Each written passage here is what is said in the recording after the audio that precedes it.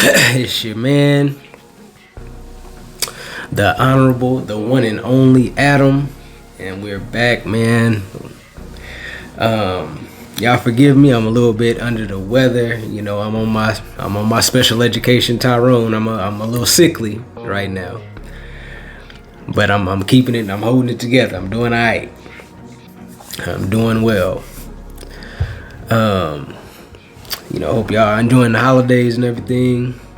You know, I'm definitely, enjoying mine. Got all my gifts bought, so yeah. So I'm good with that. Definitely good with that. Now, family, I know y'all seen Floyd, aka Foreign Only. Foreign Only is his YouTube page. I know y'all seen that the passport, bro. Floyd then got gaffled up by the Brazilian authorities. I know y'all seen that. And and honestly, to me, man, it looked like it could definitely be a setup. You know, it definitely looks like they might be framing Floyd. You know, we're gonna have to see further investigation because, you know, Floyd was a weirdo. He was definitely a weirdo. Definitely had some, mental illness. He also said that he was, had some mental illnesses. Something was definitely wrong with him. But as far as those accusations saying that he was having sex with kids and had child pornography on his phones, yeah, I'm not sold on that. I'm not sold on that. We gonna need to hear more information on that. You know, the reason I'm a little bit skeptical of that situation is because, first of all, one of the things that makes me skeptical is when they searched him, they claimed that they found a stuffed animal and a puppet on him. So to me, that just sounds like something that they may have planted on him. That just seems too convenient. That just seems too convenient of evidence to be on a alleged child molester or a child rapist.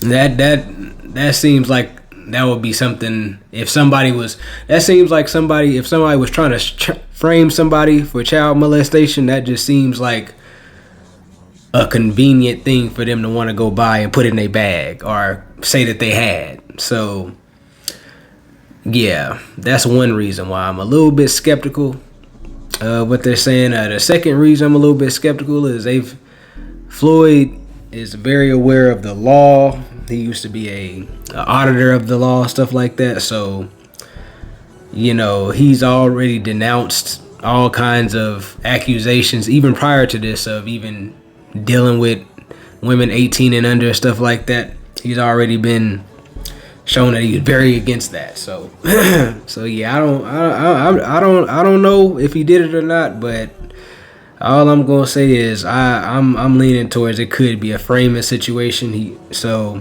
we just gonna let that unfold. And family, I know y'all saw the Tate boxing. Match.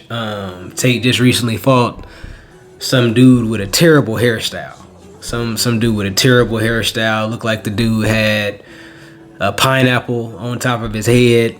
Andrew then got beat by a dude with a bun. Not a good look. Definitely not a good look. But at the same time, you win some, you lose some.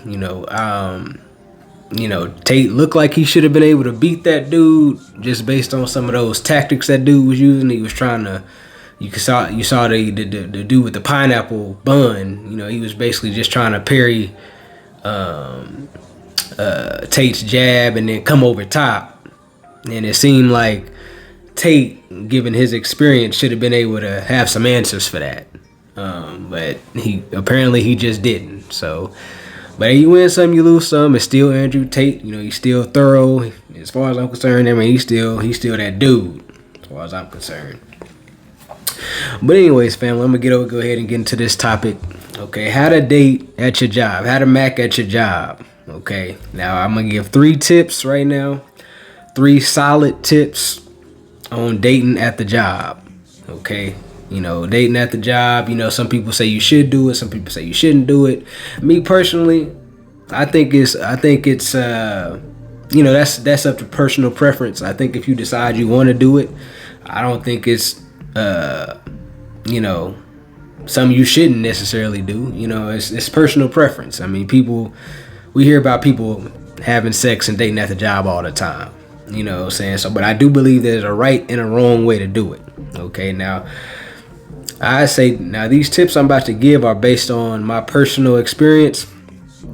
I made all the mistakes in the book as it pertains to trying to date at the job. I've embarrassed myself at the job. I've been, ostracized at the job. I've had girlfriend at the job. I've had, one night stands with women at the job. I done had, little situationships at the job. You name it, I done done it. I done done it at the job. And after, a lot of experience with it, I figured out how to make it functional. And these are the 3 tips on how to make this work at your job. Okay.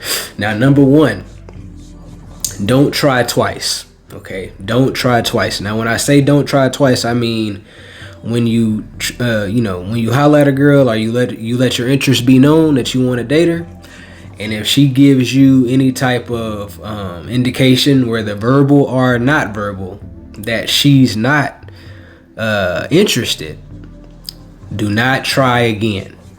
You only try once. If she says no, or if she does anything to indicate she doesn't want to date you, you do not try twice. As far as I'm concerned, harassment is basically engaging someone. They let you know they don't want to be engaged, and then you re-engage them. If you try twice and she let it be known she wasn't interested, that would be a reasonable situation for a woman to accuse you of harassment. Okay, so that's why we have the don't try twice rule. Don't try twice. You only try one time per woman. Okay, so that's tip 1. Tip 2, and this is by far the most important tip when dating at the job: be discreet. Okay, keep it a secret. Okay, so let's just say you're dealing with a woman, or you see a woman and you're trying to talk to her at the job. Make sure you let her know that you want to keep you all's relationship discreet. Make sure you let her know that you do not want anybody to know that you all are fooling around, dating, anything like that. Okay, now the reason you want to do this is because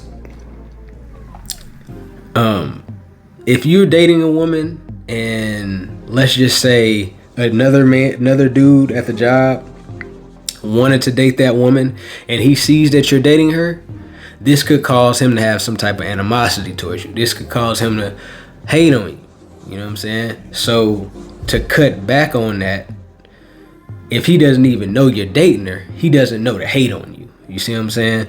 So just keep it a secret. And also, some women, like there might be a woman that wanted you, and she's dealing with you, and now that could cause a messy situation. That could cause her to have some type of animosity in the situation, right? And then now she's bringing negative energy towards what you got going on, right? And also, it's to be a situation where you might have dealt with other women in the past at the job, and now they see, okay, you dealing with her now. Okay, well, I'm gonna try to go get in her ear and tell her about how he used to do this, do that. So now that could be a situation where it's messy. So being discreet is the top tip on dating at the job. And also you can date. It gives you it makes it easier for you to date multiple women if it's discreet at the job. So if you got one, you tell her, hey, let's keep it on the under. Then let's just say you decide you want to talk to another one. You tell her, hey, let's keep this on the under.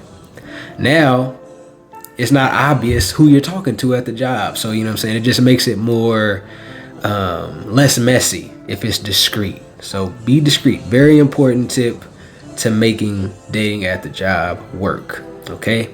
And number 3, the third and final tip to make it crisp dating at your job is the woman needs to follow your lead. That's just tip 3. The woman needs to follow your lead. Okay, because when you're dealing with women at your job, you want it to be crisp. You want it to be orderly, right? Because the biggest drawback to dating at the job is that it could get messy, right? But if the woman follows your lead, you can keep it orderly, right? So when I say follow your lead, this means that whatever your idea of the type of relationship you want to have with her, she falls in line with that. Okay, so if you tell her, hey, let's keep this relationship discreet, let's not tell anybody. If she has any fuss or she's going against that idea, she's not a good candidate to date at the job because she's not following your lead, right? If you tell her, hey, let's, come to my crib, after work, and she says, well, I don't want to come straight to your crib. Let's go get drinks. She's not a good candidate because she's not following your lead. She's showing that she's going to give you some pushback, some tug of war, and tug of war could turn into messiness, and messiness could make your job messy. Okay. So that's it. Follow those 3 rules, those 3 tips, follow those 3 tips, and you're going to be able to have some femininity at your job. You know what I mean? That you just bought yourself 40 hours a week of femininity with those tips right there. And if you follow these tips, the likeliness of it being messy is low. The likeliness of messiness is low. Okay, family. So that's it. Follow those tips, and you're gonna be good. You're gonna be macking at the job, family. Macking in the workplace, family. I'm gone.